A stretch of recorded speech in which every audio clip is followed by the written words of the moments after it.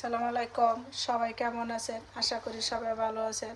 যে যেখানে থাকেন সুস্থ থাকেন, ভালো থাকেন। তো আজকে 2 দিন ধরে প্রচুর ঠান্ডা পড়ছে, আবার বৃষ্টি, মাঝখানে 2 দিন গরম ছিল। ও দিও মাম্মা মিয়া।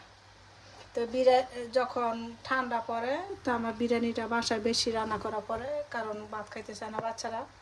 গরম পড়লে তো একটু সবজি মঞ্জি রান্না করি। তো বৃষ্টির জন্য আস্তে আস্তে এই কারণে বাচ্চাদের জন্য বিরিয়ানি বসাইলাম। আজকে সবাই দুপুরে বিরিয়ানি খামু, তারপরে বিকালে গিজিলা পোড়া দিব। যেটা গিরিলা মাংস, এটা দিয়া এটা কাইটা তারপরে পোড়া দিব। মাংস আনছিলাম অনেকটি, তো এখান থেকে এটা আমরা আনছি গিরিলার জন্য। তো বিকালে গিরিলা খাইলে তো শুধু দুপুরে লেগে বিরিয়ানি রান্না করলাম। বিকালে আর ভাত রান্না করা পড়বো না কিনো।